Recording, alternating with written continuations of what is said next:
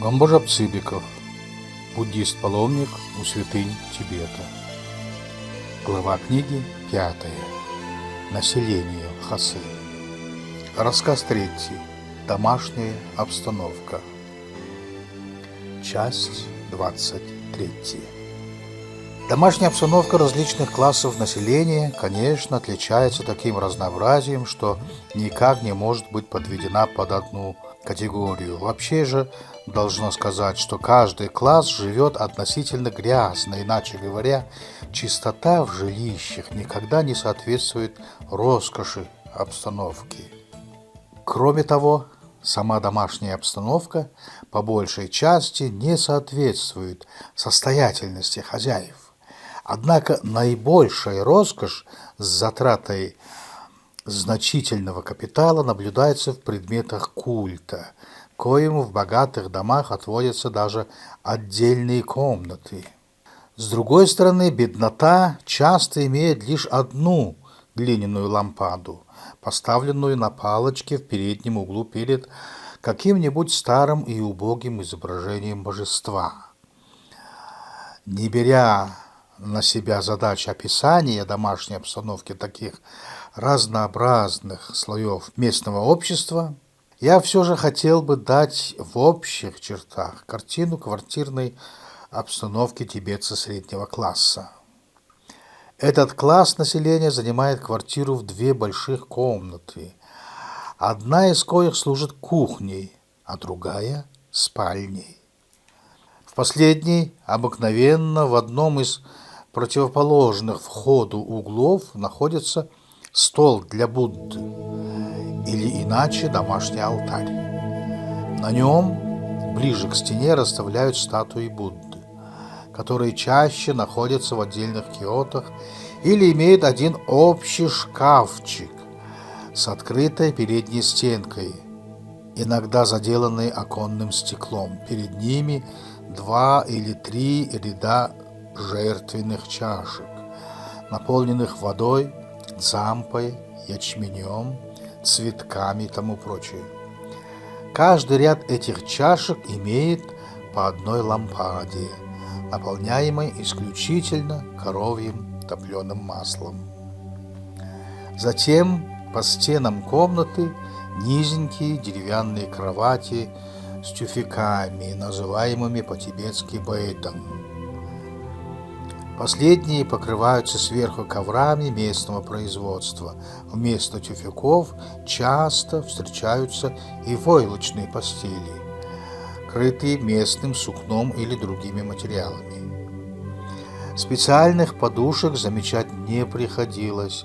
Под голову кладут чаще платье, свернутое и сложенное в мешки. Одеяло ткутся из овечьей шерсти узкими полосами наподобие ковров, так что с внутренней стороны немного напоминает искусственный мех. Затем эти полосы сшиваются между собой.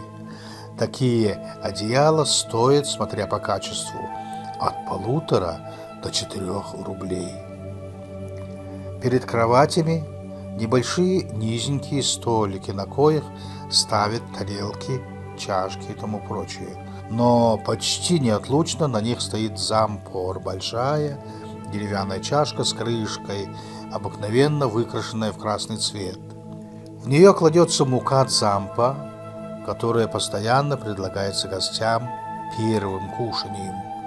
Тут же поблизости можно найти так называемый мэпор, род глиняного горшка с большим отверстием сверху, а в него плотно накладываются угли догорающего аргала. Мопер, служа для поддержания постоянно теплым поставленного на него чайника с чаем, в зимнее время, кроме того, нагревает комнату, заменяя печь, которой не бывает в спальне. В этой же комнате хранятся деревянные сундуки и вообще все пожитки хозяев. Стенных украшений почти нет, если не считать таковыми разные изображения религиозного характера. На кухне самое главное – печь, или вернее очаг, по-тибетски таб, который при взгляде сверху напоминает внешними очертаниями трапецию, имеющую ближе к более узкому концу большое округлое отверстие для вставления при приготовлении пищи котла, а по острым углам свои небольшие отверстия с выступающими подпорками по краям. На них ставится небольшая посуда. Вышина такой печи не бывает более полуаршинна. У узкого же конца сбоку делается большое отверстие для накладывания топлива.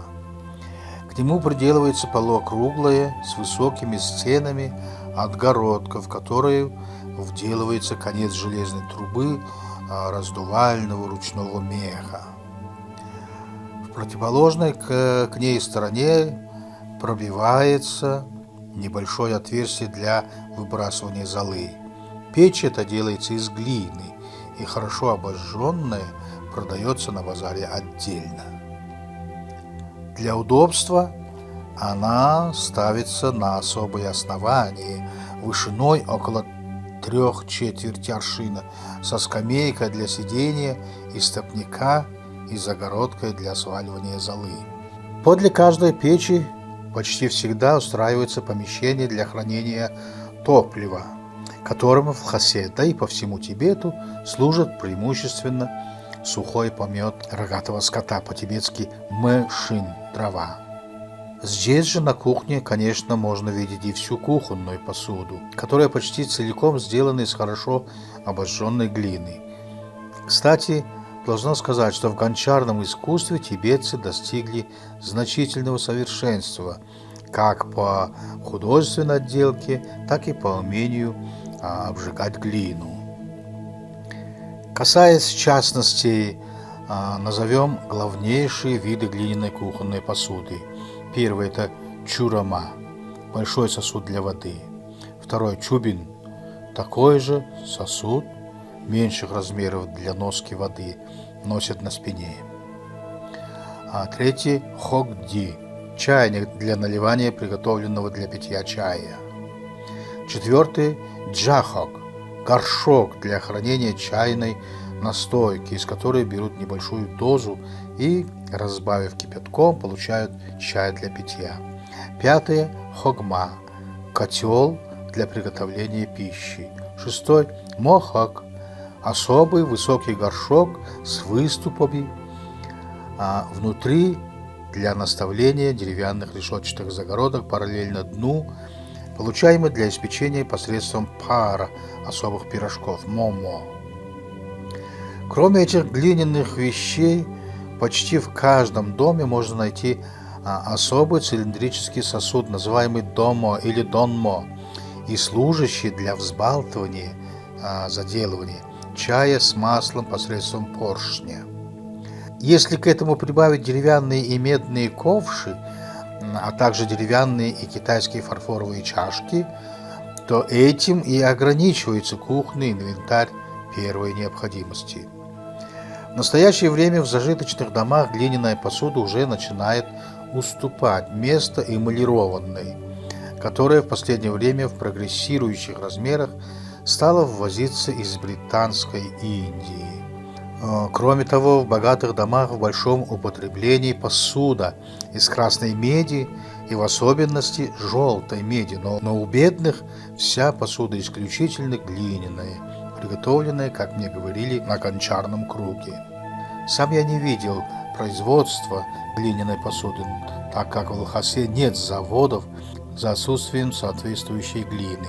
Гончарные работы производятся где-то в стороне от Лхасы. Рассказ 4. Одежда и украшения.